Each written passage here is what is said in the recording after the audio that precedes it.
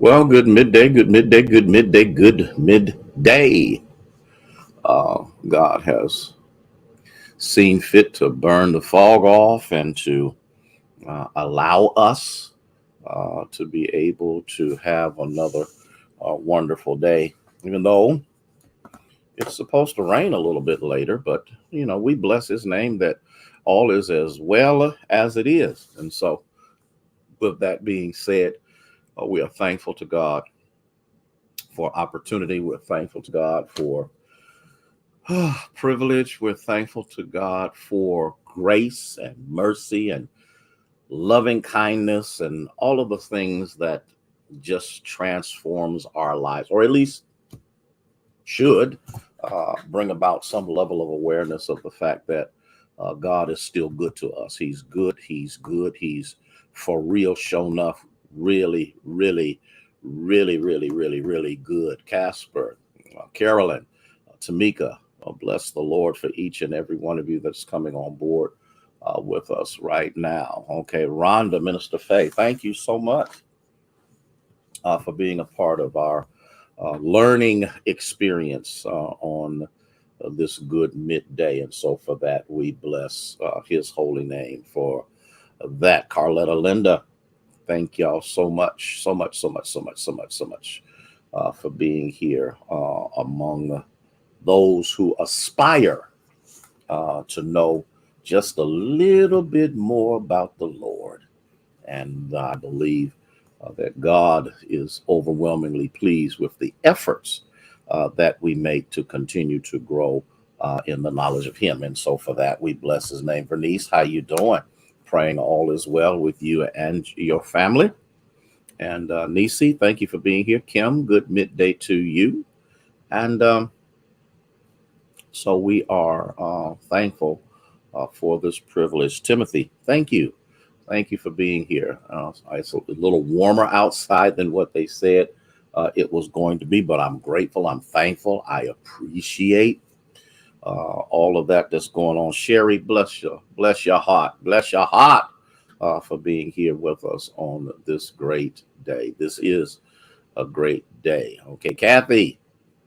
Yes, I'm drinking my water and I'm eating healthy.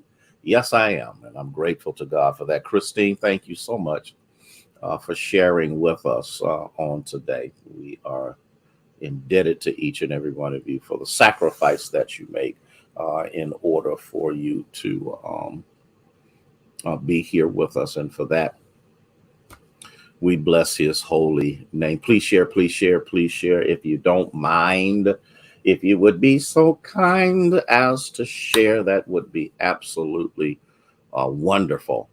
And we would appreciate that so very much. Let me throw this out here so that I'm going to post it. There will not be, and I'm still praying about that. I don't think I'm going to do it. There will not be a snapshot tomorrow because I will be in Dayton and I need to be there. Okay. You went walking. That is excellent. We need to do a little bit better concerning our exercising so that we can be as healthy as the Lord would have us to be. But the three convention heads leadership is coming together to see if there is something that we can do collectively to make a difference in the entire state of Ohio. Christy, thank you for being here. Daryl, bless you. Okay. I understand. I understand completely. The truth of the matter. Hey, Cora, how are you? The truth of the matter is, I wasn't. Ayana, bless you. I wasn't coming into the office today, but as the Lord would have it, the gentleman came to fix the roof, the old building, and then we had some raccoon experiences that took place in the sanctuary because it was able to find a way in through an opening. And so he's here repairing all of the roof damage from the storms, as well as seal up that one area that they were coming in And so we're grateful to God for that. Good day to you. Thank you so much, James, for letting us know that all is well with our prison. No, they did not come in again. Hey, LMA, Victor, Trinette, they did not come in again. We paid a trapper, Trapper John, I believe is his name. He came through and he trapped 4. He not only trapped 4 raccoons, he also trapped I can't even think. He trapped a groundhog and something else he trapped. And so we are thankful to God for the trapper. No, it wasn't free, but we needed to do what we needed to do so that these critters could stay out of the building. That building is, I've been here 28 years. That building is 26 years old and never got invaded until this year. That's amazing. Mary, bless you. Sylvia Scott, thank you for being here. So no, we do not have critters in the building. They have been trapped, and he is here today to seal up everything so that all will go well. And then I'm going to make my way to Dayton. And so Gelada just, and I know I am delinquent on getting this ad out to the Youngstown Warren Black Caucus, but I got today, and I'm going to get that done. Denise Ethel, bless you for being here. So you can spread the word. There are no critters in the building. We have taken care of that, and we're gonna move on. I have a couple of questions, and I think it's pertinent.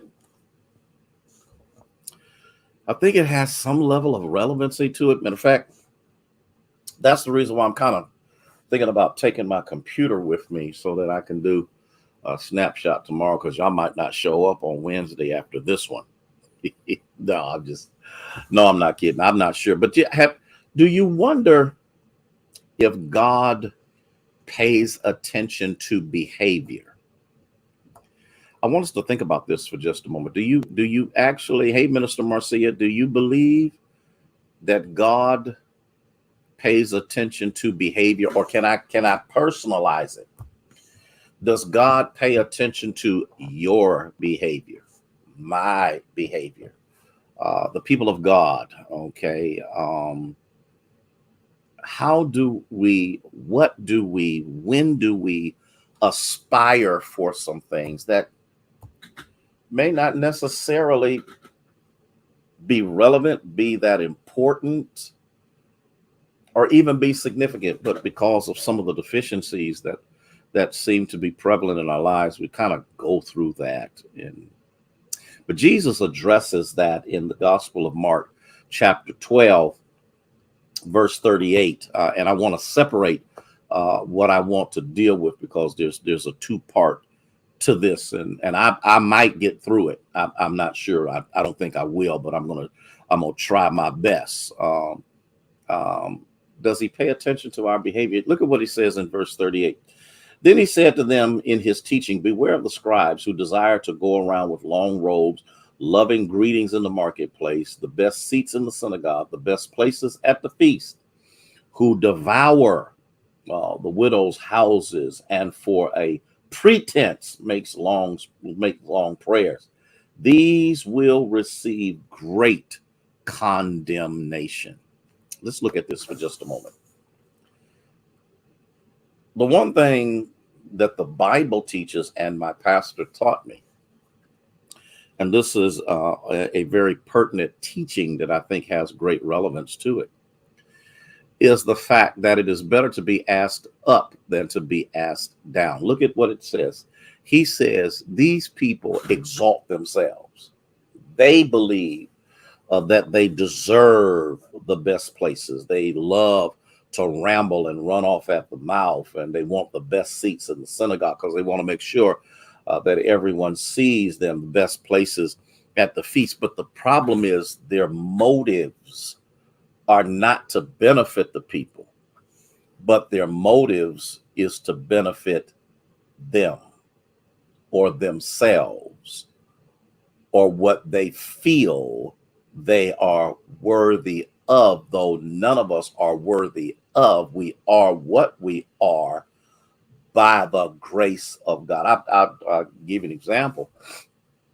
Last week we attended on Friday, June Snipes' brother's homegoing celebration, and I was not on program. Gaither, bless you. Good midday to you.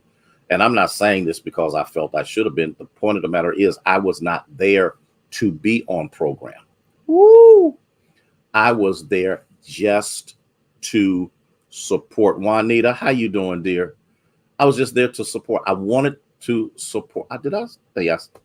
I wanted to support June Snipes. That's who I was there to support. So, and Cora can tell you, and Ella May can tell you, and Carolyn Williams can tell you, and some of the other saints, Doris, and some of the others that were there, Joy and Darlene. Oh, there he is. I see him working on the roof. I see his hand in the cameras. And the funny thing about it was, hey, Elder Pam, how are you? Elder James, how you doing? And so the amazing thing about it was people like, well, don't you want to, don't you? No, no, no, no, no, no, no, no, no. Just because of my title doesn't mean I'm entitled. I have many titles, but that doesn't mean that I'm entitled. Good midday, Jaleesa. It doesn't mean that I have to sit up front, that I have to be elevated, that I have to be seen. I was just as happy sitting in the audience with the members of our church, greeting them and just enjoying my time with them than being in a position where everybody's looking at me. And I know it kind of mesmerized a couple of people because, and my people love me, and they say, well, no. I'm telling you, everywhere I go, it's like that. I do not run to folks' pulpits. I do not run to people's stages. I do not demand. Okay. And Casper, I'm gonna say something, and I know this is gonna mess people up, but people really don't think I'm humble.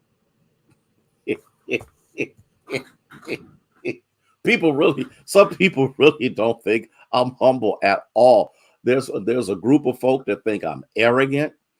There's a group of people that think I'm dictatorial. There's a group of people who actually believe that I have absolutely no sensitivity whatsoever to people. And the problem with that superficial observation is you really don't know me. And I'm going to say this, I am not there to be your friend. I am there to be a leader. Chaplain Hearns, how are you, dear? Thank you for being here. Are you hearing what I'm saying?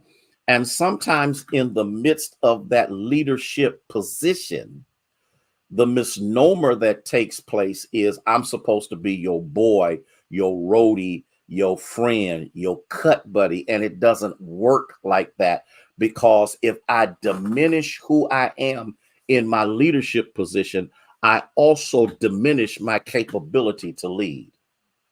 I wish I had 3 people. I wish, but the point of the matter is I don't demand to be anywhere.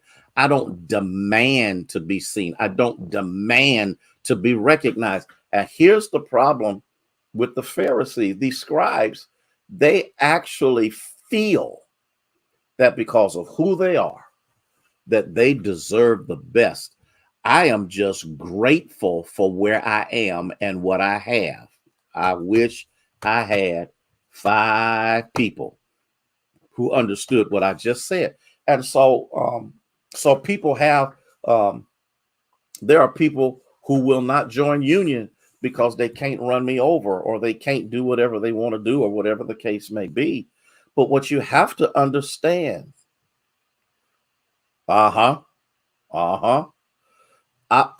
Juanita, please, please, Please don't make me holler and shout. Please don't do that. And even in the position that you're in, people get upset with you, but you have to remember to be a leader, especially in these days and times. Okay?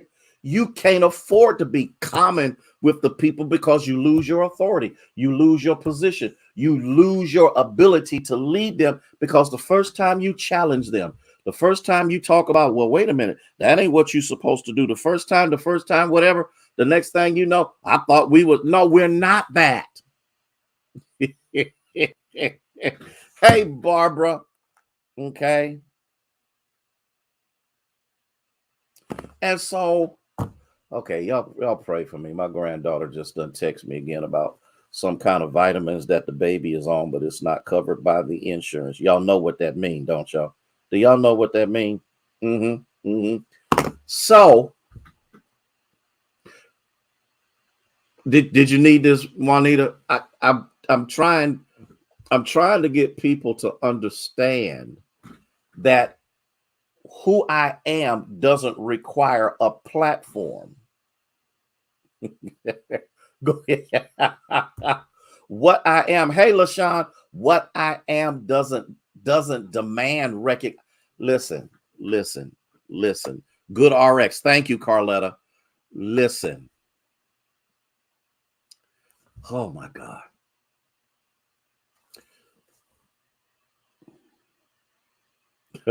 Oh, we try not to do that one, Elder James. Okay. But I know that's why she sent that text message to me. Okay.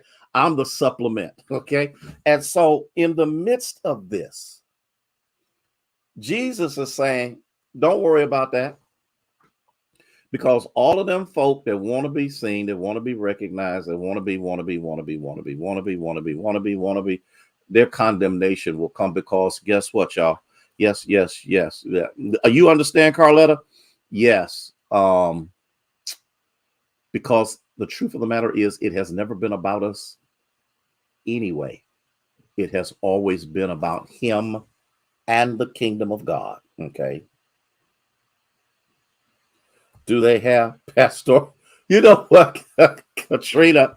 And so this is important. Can y'all give me 5 more minutes? Can y'all give me 5 more minutes? Because I really want to delve into something that probably y'all will not want to talk to me about on the next snapshot. So I need to get this out here. So we notice that he pays attention to behavior. Hey, Ann, how are you?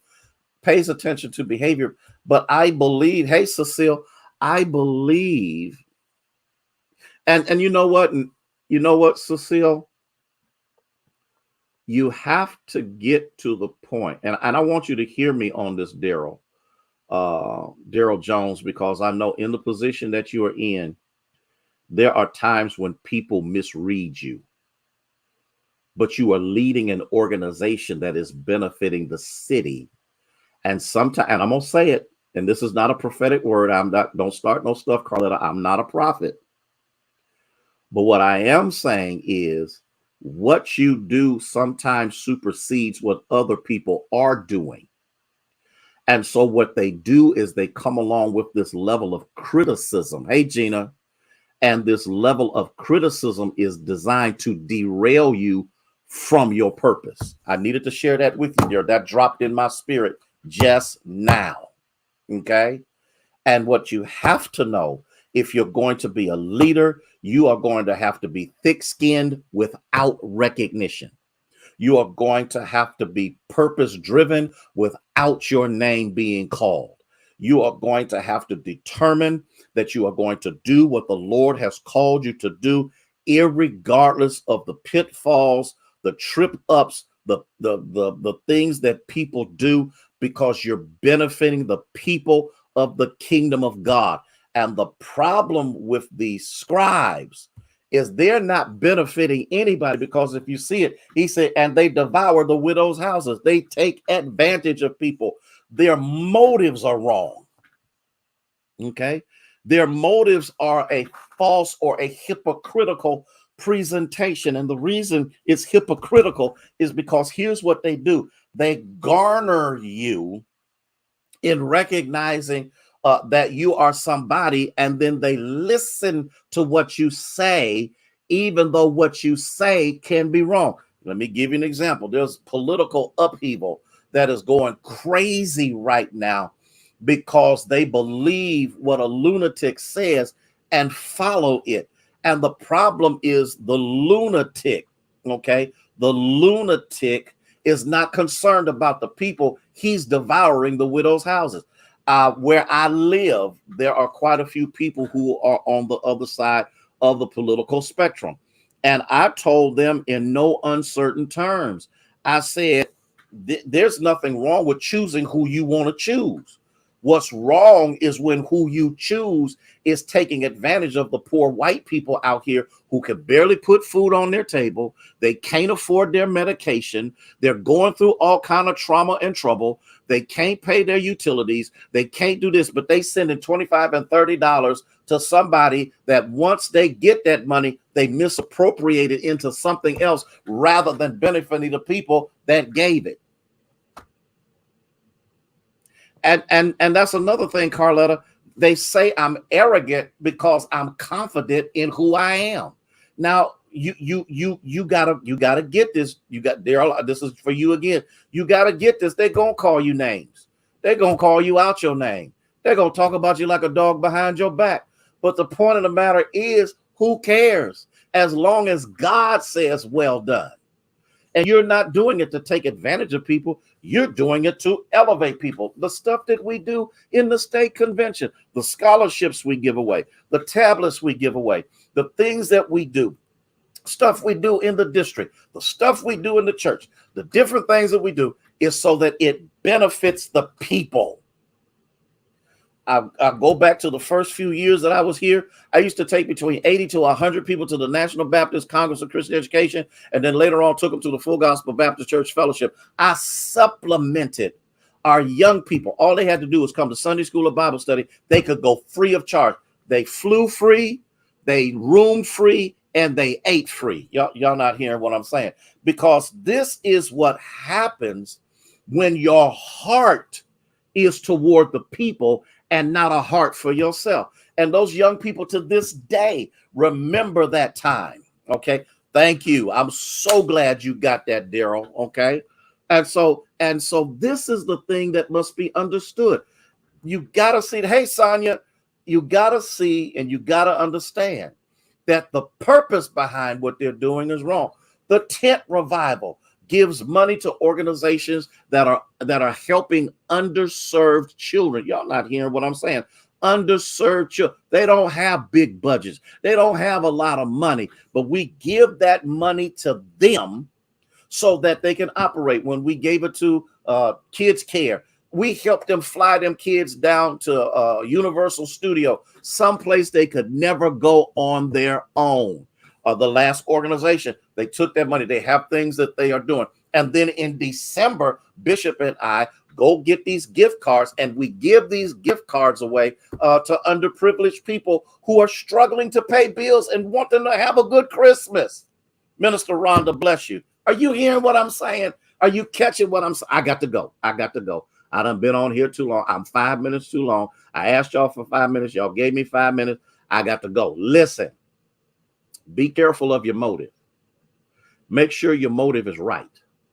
Make sure that the reason you do what you do is for the glory of God and the benefit of somebody else other than yourself. I got to get out of here. Listen, I love y'all with the love of Jesus Christ. Hey, Barbara down in Columbus, I love y'all more than you could ever know. That's why I'll take the risk of making you mad, stepping on your toes, doing what I need to do, because I know through these encounters, we will all be the better because of it. Love you.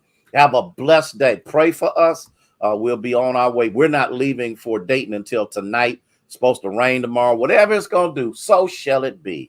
May God bless you.